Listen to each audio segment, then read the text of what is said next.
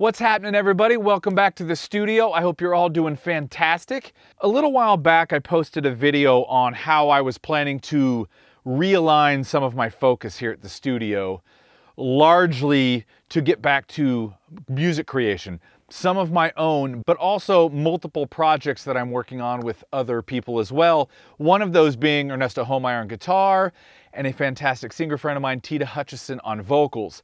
This one we started writing about midway through 2023. We're 15, 16 songs in now. It's starting to get close to being done. We'll hopefully in early 2024, I'll be able to start sharing some of that with you. But I found some footage from the very first writing session that I thought would be interesting to share with you all that goes through the setup that we use for the writing. So yeah, there's some gear like the drum setup, the initial guitar setup, but also how we had Tita set up right over here in the control room so she could really just hum melodies and sing lines to the riffs we were writing while we were writing, which in turn had a huge effect on our arrangement. So I'd like to share some of that video from the very first writing session with you. Let's take a look. All right, we have a couple days of writing, which is, not always what we get to do back-to-back days, same setup, doing a bunch of writing. We have a really cool setup. We've got Ernesto in the house, as you all know him. But now we are joined by Tita, who's going to be singing. We don't actually know what we're recording. This is going to be for some library music, possibly actually a new project, maybe a little bit of both. We do have an idea of what we're going to do, right, Tita? We have like a stylistically kind of an idea where we want to be, but we have nothing written. No one's brought anything in. So the first tune we actually did while we were sound checking, Ernesto was playing a riff that turned into a song right out of the gates, right? You were just playing a simple riff. And it was cool because we went instinctually, we all was like, okay, that's the riff, pick a tempo, we turned to click on, and we started playing, and literally the first take was 90% of the arrangement. Yeah, we listened down one time, made a couple tweaks on lengths of things, and then we recorded it, and that was it. So we're doing 2 or 3 songs this weekend. What was it about the second take? We got the chorus down. Yeah. Oh, well, no. Tita, the first take, see, this is what's important. So our setup, I'll get to the drums in a second, but Ernesto's got his usual, pedal mess over here, and the amp is in the ISO, we'll see. But what we did this time is we've got Tita set up over here on a mic and some headphones, so that way, as we're going through the arrangement, she's kind of already coming up with some melody ideas and spitting them out, and also just kind of helps guiding so we get an idea of where she's going so we can write our changes around that a little bit. And on the first tune we did, literally the first pass, you sang the words that ended up being the chorus on the first freaking take. So by the end of the second one, she already had the chorus written. It was done. It's fantastic. But this is a great setup. So we've got Tita there. That's her station right there. Ernesto's station here, and he actually runs everything while we're going. While we're tracking, that is why we're going. Come on, English, dude. And then guitar amp. We're a Framus rig with the EVH pedal, single Unidyne. And then in here, my station, we're doing something a little different because we're kind of rock punkish. I got the back head off, ton of dynamic mics. Like there's 4 condensers. SM57s on the overheads, ATM 230s on the toms. I do have a pair of condensers out here for the rooms, and it's a really simple setup, and everything is dead. Small crashes, 16-inch crashes, both of them actually. My new, Masters Dark Ride, this thing is sweet. And then tubby drums, and then everything else happens in here. And that's our writing setup, and it's working really well.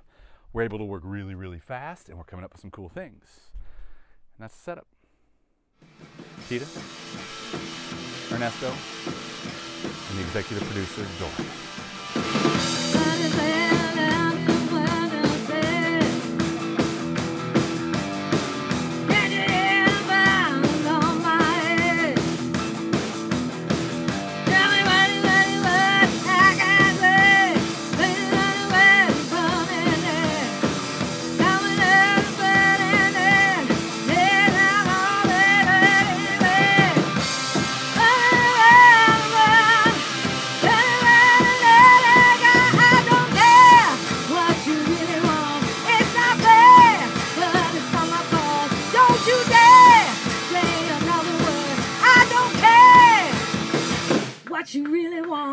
I don't know if this is a good way for me to get into this chorus.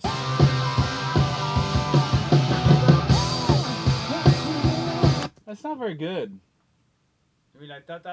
Yeah. I think I did that every fucking time, too. Because I think it gets in the way of the vocal. Oh, maybe, yeah. Well, but I don't want you to. We don't want you to do the hits every time, though. Like that. No, I don't need to do anything. No. What if it? Stop. What if it was just?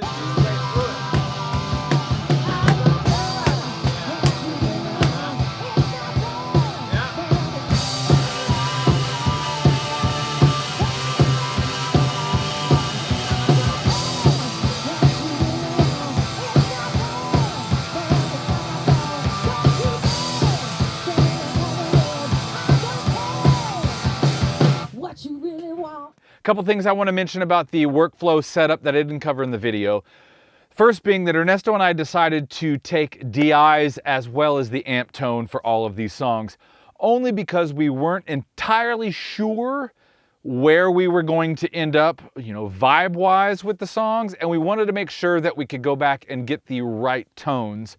And it was more important for us to work quickly in the writing process because we ended up having 2 days, basically, a day and a half with Tita, and then Ernesto and I did another half day finishing up all the original rhythm guitars. But we wanted to make sure that, first off, that there was a good sound in the headphones, something that felt like, rock band playing. But we also wanted to make sure that we could go back and get the tones that we knew were right for the songs later without spending a lot of the writing time worrying about what the tones were. And I'm glad we did because we ended up having 3 or 4 different guitar setups, all with different mic setups, depending on what the songs called for or what we felt like the songs called for. I've done a couple shorts on those and I have another one coming out soon. I'll put links somewhere to those as well if you missed those. The second thing, the way we went about the vocals is once we got a take of an arrangement that we liked, I would send Tita a version that had all her melody humming on it if she had stuff that she thought was good. Sometimes she's like, you know what I did on that verse?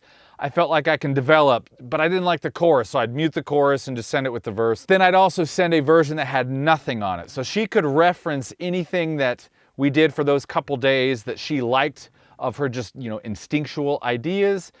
And then she had basically a play-along track to work on new melodies as she was actually writing the lyrics. And that worked quite well too. So once we got the original drum takes, Ernesto went through and did all the guitars. We made sure we got all the rhythm guitar stuff. We did lead and some overdubs later, but we got all the rhythms done. And then we focused on bass at the end of those sessions. So really at the end of that 2 days, we had 3 songs that the rhythm section was in the bag and we could move on. Since then, the workflow has varied. Sometimes it's been me writing songs and send to everybody. Sometimes it's Ernesto does it. There were times where I'd have an idea or two and I'd actually call Ernesto and we'd write them over the phone and then I would record it real quick and send it to Tita, just with MIDI and say, hey, what do you think of this? And if she was down with it, then I'd flesh it out a little bit more and we'd actually record the whole thing and then send her a new track to work with.